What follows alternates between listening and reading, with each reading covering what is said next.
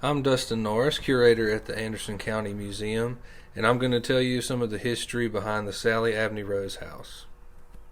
The Anderson County Museum will be bringing you a new exhibit in the fall of 2020, which focuses on our county's residential architecture.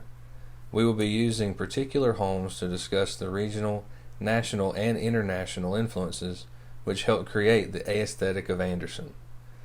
Today, we're bringing you a short highlight of one such house held high in the minds of most any Andersonian, the Sally Abney Rose House. The Sally Abney Rose House has captivated local passers-by for decades. It sits just far enough from the road that it can be noticed, but only if your eyes have time to pierce through the growth of trees and bushes that just barely fail to hide it.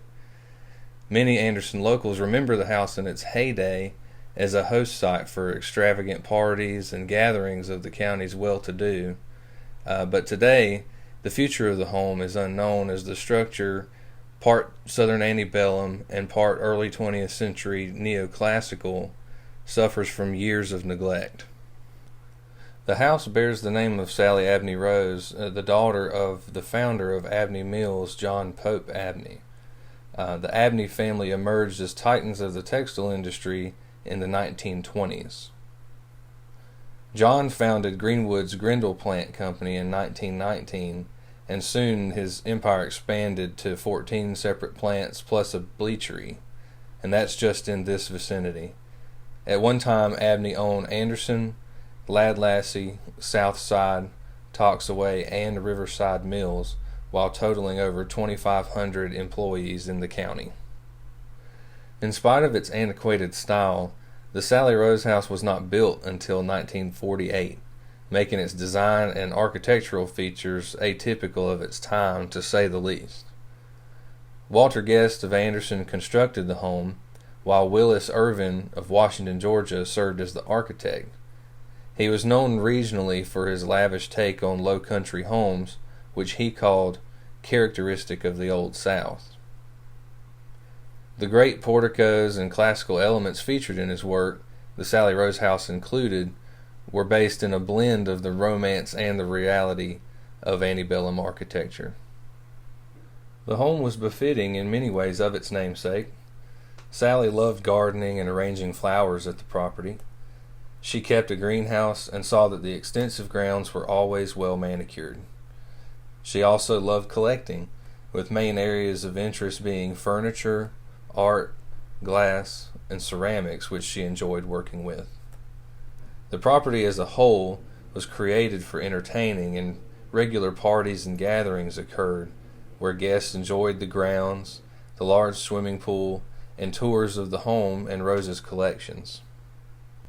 In 1978, Sally Rose added a very unique piece to her collection, a miniature model of the house made to precise scale and even including models of her actual furniture in the rooms. The model is on display today at the Anderson County Museum after each piece was individually and meticulously preserved by employees between 2005 and 2007. The display, as it's presented today, is exactly the layout of the rooms at the time it was acquired. Sally Rose passed away in 2005 at the age of 88 years old and was buried at Forest Lawn Cemetery. Her collection went to auction in 2007, attracting collectors from across the nation. Her array of art, furniture, dolls, pottery, instruments, firearms, and other items brought in an impressive total of $4.6 million. The leading item went to a local collection from Spartanburg, a William Scarborough original portrait of John C. Calhoun, which dated to 1847 and sold for $333,500. The extravagance of Sally Rose's home and collection have helped generate the local allure it carries in the present day. The structure itself is a symbol of the textile boom, which defined so much of our region's 20th century, but it is also an intriguing example of longevity in antebellum and neoclassical architecture present in the southern landscape.